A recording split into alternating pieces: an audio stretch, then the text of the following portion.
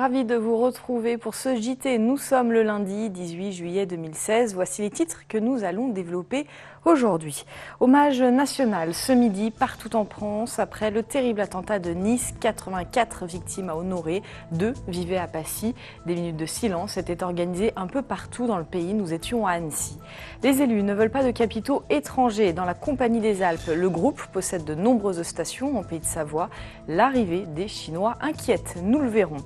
Enfin, vous découvrirez une innovation technologique dans ce journal. À Genève, des bus électriques sans fil trouveront bientôt leur place dans les rues. Ils se rechargent en 15 secondes seulement aux arrêts de bus. Depuis 3 jours, la France est en deuil après l'attentat de Nice. 84 victimes ont perdu la vie jeudi dernier. Ce lundi, à midi, 1 minute de silence était organisée partout en France pour leur rendre un hommage. Un recueillement national suivi dans de nombreuses villes des Pays de Savoie. À Annecy, une petite centaine de personnes s'étaient rassemblées, vous le voyez, devant la mairie. Emmanuel Jaude a rencontré Christian, un Annécien qui tenait à être là avec le drapeau tricolore. On l'écoute. Est-ce que les gens sont en vacances ou pas? Mais ça prend 1 minute et c'est normal. C'est nos frères, hein, c'est des cousins, c'est comme si c'était notre famille qui se sont fait massacrer comme ça. Il fallait y aller, quoi. Il fallait. La rue appartient à ceux qui y descendent. Il faut sauver notre démocratie. On est un pays qui dit liberté, égalité, fraternité et laïcité. Ça, c'est important et on ne laissera jamais passer des choses comme ça. On sera toujours debout, toute la France. Tous les Français doivent être solidaires. Des monstres comme ça, non, c'est inadmissible. On peut pas. On ne peut plus. Et puis on l'a appris aujourd'hui, la commune de Passy est particulièrement touchée par le drame. Une famille passerande était en vacances à Nice la semaine dernière. La maman et le garçon âgé de 12 ans sont décédés. Le père et l'une des sœurs sont toujours hospitalisés dans un état grave. Une veillée de recueillement en leur mémoire se déroulera ce lundi à partir de 20h au Parvis des Fives à Passy et un lieu de recueillement sera mis en place dans la salle de la patinoire de Saint-Gervais. Le jeune garçon était en effet licencié au Hockey Club de Saint-Gervais. Je vous le disais dans les titres, Tignes, Méribel, Les Menhirs ou encore La Plagne. Toutes ces stations savoyardes ont un point commun. Elles appartiennent à la Compagnie des Alpes, leader mondial en la matière. Mais aujourd'hui, le groupe doit faire face à la fronde de plusieurs élus, Laurent Wauquiez et Hervé Guémard en tête. Ils refusent un projet d'ouverture du capital à des investisseurs chinois. On fait le point sur ce dossier avec Sébastien Germain. 696 millions d'euros de chiffre d'affaires. Un résultat qui se suffit à lui-même pour évoquer la puissance financière de la Compagnie des Alpes, entreprise numéro 1 des domaines skiables. Fort de ce succès, la compagnie, propriétaire de 11 domaines de ski, a entrepris d'ouvrir son capital à des investisseurs chinois. Et c'est précisément ce projet qui pose problème aux élus locaux, pour qui ce leadership doit rester local et alpin. La CDA n'a pas besoin d'une augmentation de capital parce que c'est une entreprise prospère qui a les moyens de son développement.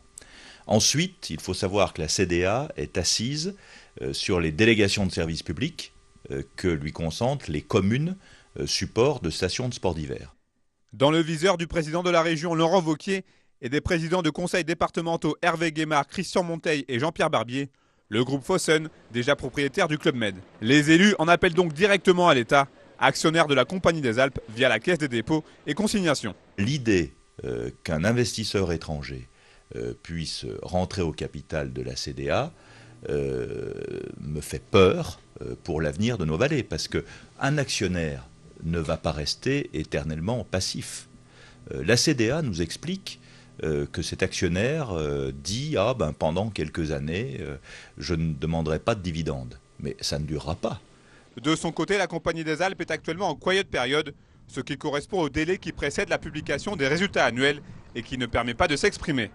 Une mesure qui ne concerne pas les syndicats, chez qui, assez curieusement, la fronde des élus locaux ne trouve aucun écho. Moi je pense qu'en fait ils font de la com, et c'est tout à fait dans ce milieu-là. D'ailleurs, comme ils font de la com pour dire aujourd'hui, on va mettre de l'argent dans les canons à neige. On aurait préféré, nous, que l'argent public serve à faire des activités qui ne soient pas dépendantes des aléas climatiques, de ce point de vue-là, et que d'autre part, je dirais, les élus de la région, comme ceux du département, s'inquiètent plus, eux, de voir comment aujourd'hui ces compagnies-là répondent véritablement aux cahiers des charges qui sont mis en place par les collectivités, puisqu'on sait bien que c'est sur cette base-là que se font, je dirais, l'avenir de ces stations-là. Cet épineux dossier est donc loin d'être bouclé, car dans les stations de haute montagne, cette prise de position de l'exécutif régional est très moyennement appréciée.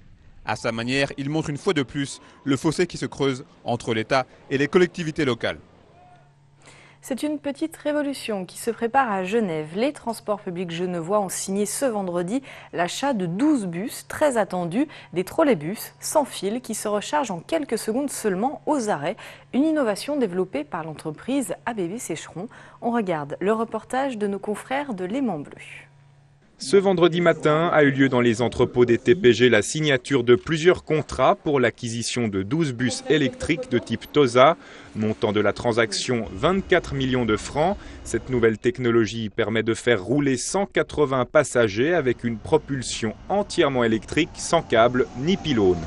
Il ne nécessite que des recharges de 15 secondes à certains arrêts, 4 minutes au terminus et 30 au dépôt. Pour les riverains, il n'y a pas de bruit. Beaucoup moins de bruit.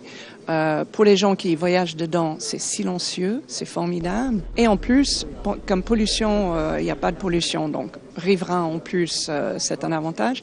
Et puis en plus, cette pollution visuelle sera réduite parce qu'on peut enlever les fils.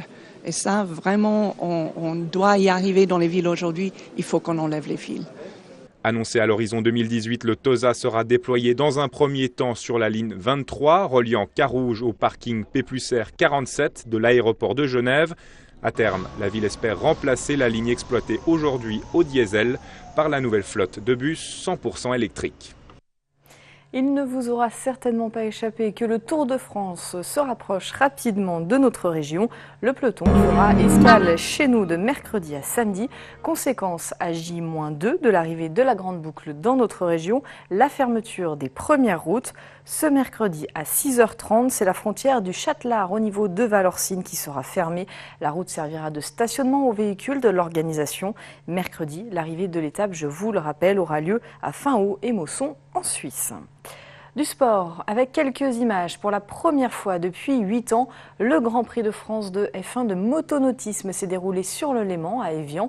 18 pilotes se sont affrontés dans des bolides pouvant atteindre les 250 km/h.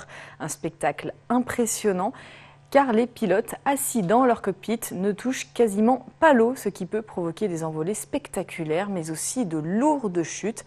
Quelques 20 000 spectateurs sont venus admirer le spectacle ce week-end. En tête, Alex Carella de l'équipe Abu Dhabi a volé la vedette au Finlandais Philips Rom de l'équipe Baba Racing.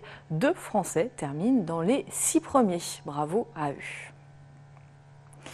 Et puis on se quitte avec quelques images du championnat de France de kilomètre vertical qui s'est tenu tout le week-end à Manigot. Ce sont plus de 250 coureurs qui se sont confrontés à la pointe de Mer d'Acier à 2179 mètres d'altitude. Au programme, une montée de 1000 mètres de dénivelé positif sur 3430 mètres de longueur. Le niveau de l'édition 2016 a été particulièrement élevé avec des records battus chez les femmes par Christelle Dewell en 39 minutes 44 et chez les hommes par Jean-François Philippot en 34 minutes 57. Lui avait déjà battu le record du célèbre Kylian Jornet l'an passé. Je vous laisse découvrir ces images signées Jean-Guillaume Charrier.